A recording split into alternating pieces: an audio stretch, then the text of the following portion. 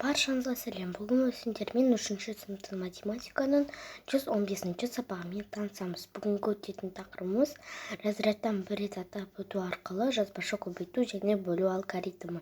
Олар композиторлар мен музыканттар. Бірінші тапсырма. Моцарт 17 жасқа келгенше 4 опера, одан 3 есе артық симфониядан 2 есе артық соната жазған.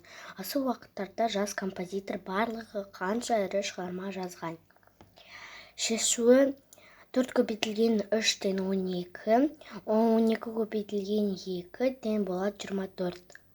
4 қосылған 12 қосылған 24 тен болады 40. Екінші тапсырманың асы: көбейту қалай орындалғанына қара. Жазамыз. Бірінші көбейткіш 23, бірліктердің асында екінші көбейткіш 5. Бірліктерді көбейтеміз. 3 көбейтілген 5 тен 15. 5 санын бірліктің астына жазамыз, ал бір ондықты ойында сақтаймыз. Ондықтарды көбейтеміз. 2-ге 5-ті көбейтсек 10 шығады. Ойдағы бір ондықты қоссақ 11 ондық болады. Бұл бір жүздік және бір ондық. Бір саны ондықтың астына жазылады, ал сол жағына бір жүздікті жазамыз. Жауабын оқимыз. Жауабы 115. Әсі: бөлу қалай орындалғанына қара. Жазамыз. Бөлінгіш 115, бөлгіш 5. Бөліндіде жүздіктер шығатындай бір жүздікті 5-ке бөлуге болмайды. Бірінші толымсыз бөлінгіш 11 ондық. Бөліндіде 2 цифр, ондық бірлік болады. Ондықтарды бөлеміз. 11-ден 5-ті бөлсек 2 шығады және де 1 қалдық. Бөліндіге 2 санын, ал қалдықты ондықтың астына жазамыз. Қасына бірлікті түсіреміз. 1 ондық және 5 бірлік, бұл 15 бірлік. Енді бірліктерді бөлеміз. 15 бөлінген 5-тен 3. Бөліндіге 3 санын жазамыз. Қалдық 0-ге дейін, демек толық бөлдік. Жауабы 23. Үшінші тапсырма: өрнектерді баған түрінде жаз және есепте. Баған түрінде дегеніміз бірліктің астына бірлік, ондықтың астына ондық, жүздіктің астына жүздік. Мұны сендер өткенсіңдер, сондықтан мен тек қана жауаптарын жаздым. Ал сендер тексеріп алыңдар. Төртінші тапсырма: теңдеулер шеш. Бірінші шеңдеу: 135 бөлінген 5 қосылған y-тен 542. Бұл бізге күрделі теңдеу. Бірінші 135-тен бөлеміз 5-ті, тең болады 27. Жазамыз. 27 қосылған y-тен 542. Енді y-ті табамыз. Y-ті табу үшін 542-ден азайтамыз. 27-ні тең болады 515. Тексереміз. 27 қосылған 515 тен 542. 542 тен 542. Екінші теңдеу: y азайтылған 69 көбейтілген 4 тен 500. Бұл да бізде күрделі теңдеу. Бірінші амалын орындап алып, қарапайым теңдеуге айналдыру керек. 69 көбейтілген 4 тен 276. Жазамыз. Y азайтылған 276 тен 500. Енді y табамыз. Y табу үшін 276-ға қосамыз 500-ді.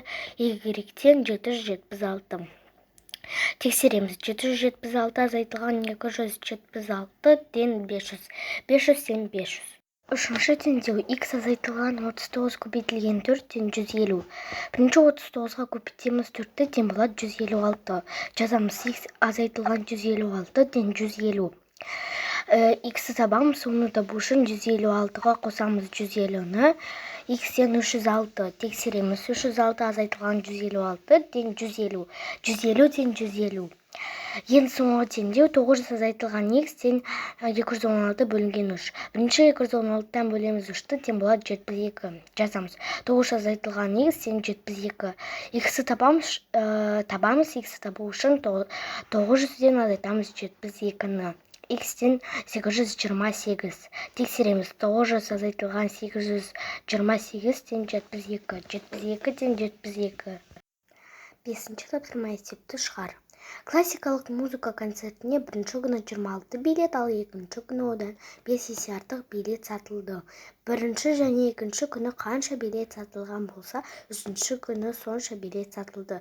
3 күнде барлығы қанша билет сатылды? Шешу: 5 көбейтілген 26 тең болады 130. 26 қосылған 130 тен 156. 26 қосу 130 қосу 156 тең болады 312. Алтыншы тапсырма: есепте тексеруді орында. Тексеруді орында дегеніміз, мысалы міне, 100 қосылған 305 болады 405. Ал енді тексеруді орындау үшін 405-тен 100-ді немесе 305-ті азайтамыз. Мұны сендер білесіңдер, сондықтан мен жауаптарын айтам. 113 сантиметр көбейтілген 5-тен болады 565 сантиметр. 421 кг көбейтілген 2-де 842 килограмм. 184 метр бөлінген 2-ден 92 метр. 184 бөлінген 4-тен болады 121 килограмм. 223 литр көбейтілген 3-ден 669 литр. 693 миллиметр бөлінген 3-ден болады 231 миллиметр. 7-ші тапсырма өрнектерді баған түрінде жаз және есепте. Баған түрінде дегеніміз бірліктің астына бірлік, ондықтың астына ондық, жүздіктің астына жүздік. Оны сендер өткенсіңдер, сондықтан мен тек қана жауаптарын жаздым. Ал сендер тексеріп алыңдар. 8-ші тапсырма теңдіктер тура болатындай барлық сандардың арасына амалдар таңбасын қой. Бірінші өздерін шығарып көріңдер, сосын тексересіңдер.